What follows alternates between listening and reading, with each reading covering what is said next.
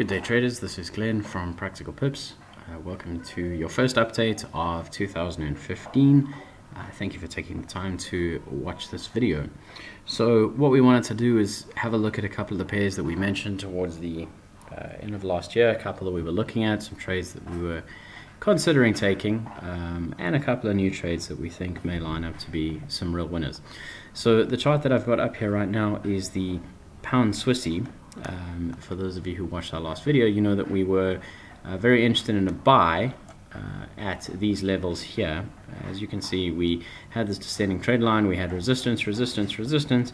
We saw price break through, come back and retouch, confirming the importance of this line as it certainly became support. Our target was up here at the 154.90 level. Had we taken this trade, it would have been a winner. There's a couple more we're going to have a look at, and we'll discuss the reasons why we didn't take them in a second. The second trade is the euro pound, very similar setup to the pound Swissy, but what we see in this pair, moving in the opposite direction, we saw this, let me zoom out for a second, we saw this definitely constricting wedge.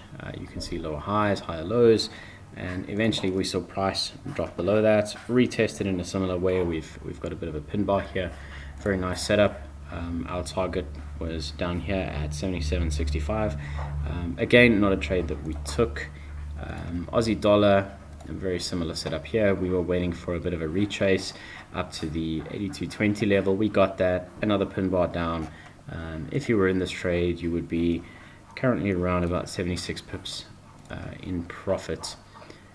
Finally, the pair that is actually a very interesting trade that again was not one that we took.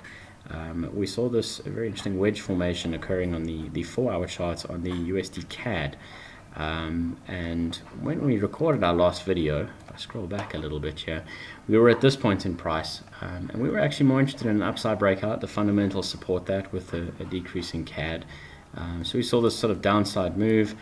We decided not to take it. We would have needed much better bearish confirmation to trade on that. Just as well we didn't. As you can see, if you'd taken a sell trade, you would have been, or you would probably be out by now and have taken the loss. So why do we highlight these trades even though we didn't take them? If these trades had occurred 2-3 weeks ago, or if they occur in a couple of weeks, for example, we would be in them. The reason why we didn't take them was based on the time of year.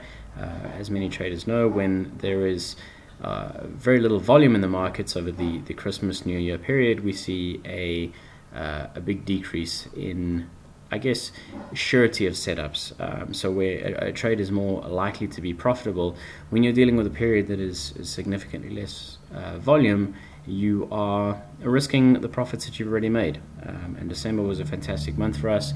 2014 was a fantastic year of trading, and we were not interested in throwing those profits away. So market choppiness is not something that we are willing to throw our money away into fighting. So there's two pairs that we're very interested in this week. Very simple setup on the USD yen. Looking at a weekly chart here, you can see a very interesting pin bar. Price dropped as low as the 115 level.